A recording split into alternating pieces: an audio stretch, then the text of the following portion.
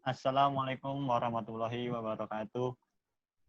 Perkenalkan, saya perwakilan dari kelompok yang beranggotakan Daniel beserta Alifandi Nugraha ingin menjelaskan materi tentang tugas besar 2 yang diberikan oleh dosen pengampu Ibu Hana Yunita, di mana mata kuliahnya yaitu arsitektur komputer. Nah, saya beserta dua rekan saya kebagian materi tentang multiprocessing, multi komputer, serta taksonomi flying concept.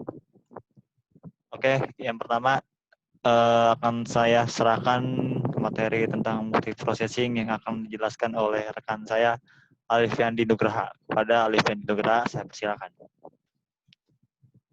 Oke, terima kasih Muhammad Rifki Arido. Yang pertama adalah multiprocessing. Multiprocessing adalah istilah IT yang merujuk kepada kemampuan pemrosesan komputer yang dilakukan secara serentak. Hal ini dimungkinkan dengan menggunakan dua CPU atau lebih dalam sebuah sistem komputer. Istilah ini juga merujuk kepada dukungan sebuah sistem untuk mendukung lebih dari satu prosesor dan mengalokasikan tugas kepada prosesor-prosesor tersebut. Multiprocessing sering diimplementasikan pada perangkat keras dengan menggunakan beberapa CPU sekaligus. Sementara multiprogramming sering digunakan dalam perangkat lunak. Sebuah sistem mungkin dapat memiliki dua kemampuan tersebut. Salah satu di antaranya atau tidak sama sekali. Keuntungan processing. 1. Peningkatan throughput atau peningkatan kecepatan pelayanan karena CPU kita mampu melayani permintaan kita secara serentak. Yang kedua, lebih ekonomis daripada sistem dengan banyak prosesor tunggal karena bisa berbagi memori, storage, dan power supply, PSU, atau komponen yang lainnya. Jenis-jenis multiprocessing. Yang pertama, asymmetric multiprocessing.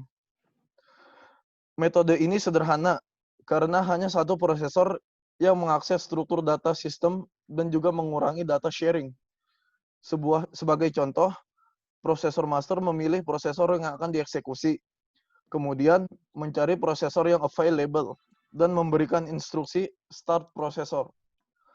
Prosesor slave memulai eksekusi pada lokasi memori yang dituju. Saat slave mengalami sebuah kondisi tertentu, prosesor slave memberi interupsi kepada prosesor master dan berhenti untuk menunggu perintah selanjutnya. Perlu diketahui bahwa prosesor slave yang berbeda dapat ditunjukkan untuk suatu proses yang sama pada waktu yang berbeda. Master prosesor dapat mengeksekusi operating system dan menangani input atau output, sedangkan sisa prosesor tidak punya kemampuan input-output dan disebut sebagai attached processor atau APS. APS mengeksekusi kode-kode user di bawah pengawasan master processor. Yang kedua ada asymmetric multiprocessing. Penjadwalan SMP atau symmetric multiprocessing adalah pendekatan kedua untuk multiprocessor scheduling. Pada metode ini, setiap prosesor menjadwalkan dirinya sendiri atau biasa disebut self-scheduling. Penjadwalan terlaksana dengan menjadwalkan setiap prosesor untuk memeriksa antrian ready dan memilih suatu prosesor untuk dieksekusi. Jika suatu multiprosesor scheduling mencoba untuk mengakses dan mengupdate suatu struktur data, penjadwalan dari prosesor-prosesor tersebut harus diprogram dengan hati-hati. Kita harus yakin bahwa dua prosesor tidak memilih proses yang sama dan proses tersebut tidak hilang dari antrian. Yang ketiga, Non-Uniform Memory Access atau NUMA.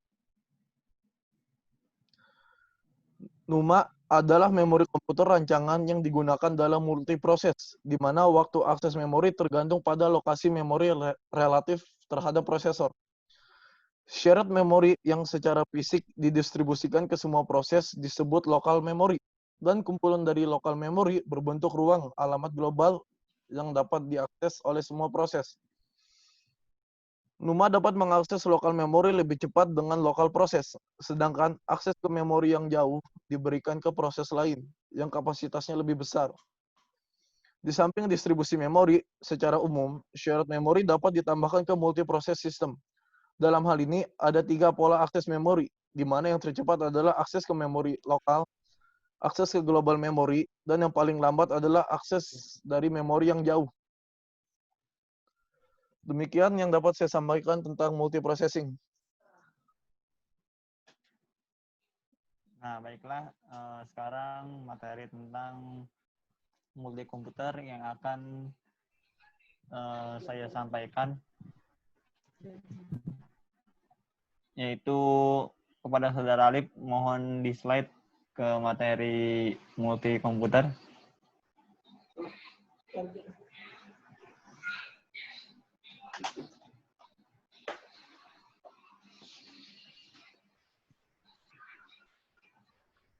Nah, definisi multi komputer. Multi komputer itu loosely coupled atau local memory dengan memori yang terdistribusi. Multi komputer yaitu sebuah sistem yang memiliki 2 prosesor yang masing-masing prosesor memiliki memorinya sendiri-sendiri atau masing-masing mereka mempunyai memori.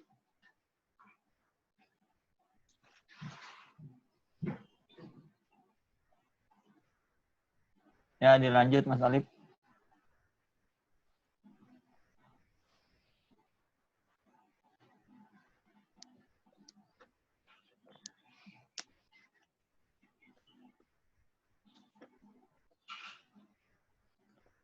Nah, ini adalah bagian-bagian multi komputer. Prosesor pada umumnya mereka masing-masing mempunyai modul memori sendiri-sendiri untuk menyimpan dan mengambil data selama pemrosesan. Kemudian dari masing-masing prosesor tersebut punya satu atau lebih hubungan langsung ke prosesor lain untuk transmisi data atau pertukaran data. Kemudian jika prosesor tidak mempunyai koneksi langsung ke prosesor lain, dalam artian mereka harus lewat orang lain dulu tanpa bisa hubungan langsung ke prosesor lain, maka komunikasi dapat dilangsungkan melalui proses data atau intermediate prosesor untuk mengirim data. Selanjutnya, Mas Alif.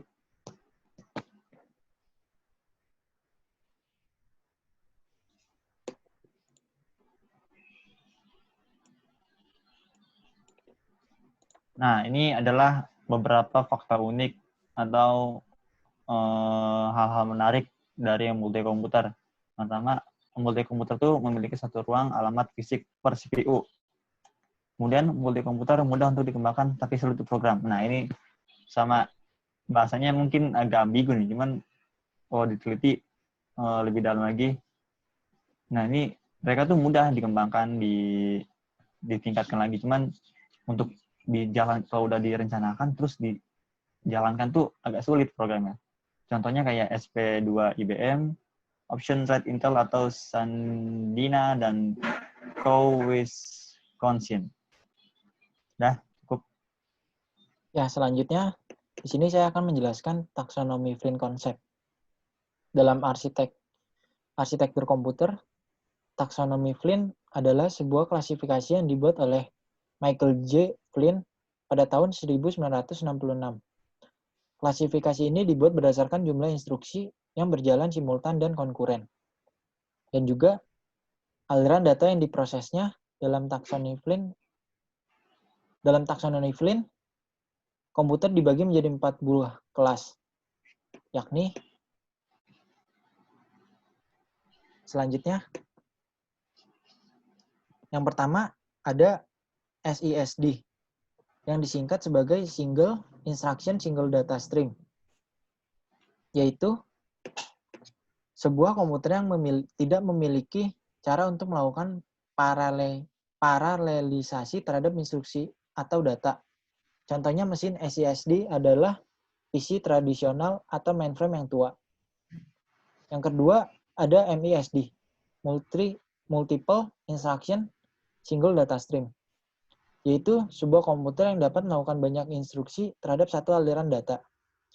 Komputer ini tidak memiliki contoh, karena meski pernah dibuat, hal itu dibuat sebagai purwarupa atau prototype, dan tidak pernah dirilis secara massal.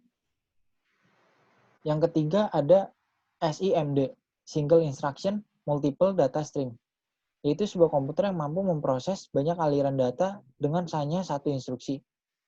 Sehingga operasi yang dilakukan adalah operasi paralel. Contoh dari SIMD adalah prosesor larik atau array processor. Biasanya contohnya adalah GPU. Yang terakhir keempat adalah multiple instruction, multiple data stream, atau disingkat MIMD, yaitu sebuah komputer yang memiliki beberapa prosesor yang bersifat otonomus yang mampu melakukan instruksi yang berbeda pada data yang berbeda. Sistem terdistribusi umumnya dikenal sebagai MIMD. Entah itu menggunakan satu ruangan memori secara bersama-sama atau sebuah ruangan memori yang terdistribusi. MIMD dibagi menjadi dua, yaitu multiprosesor dan multikomputer. Sekian dari saya. Terima kasih. Nah, itu adalah sedikit penjelasan materi tentang processing serta beberapa penjelasannya yang oleh saudara teman kita Alfian Dinura, dan juga tentang multikomputer tadi yang disampaikan oleh saya, dan beberapa fakta unik konsep yang diberikan oleh saudara Daniel. Untuk itu cukup sekian penjelasan presentasi dari kelompok yang beranggotakan saya Daniel dan Alfian Dinura. Kurang lebihnya mohon maaf. Wassalamualaikum warahmatullahi wabarakatuh.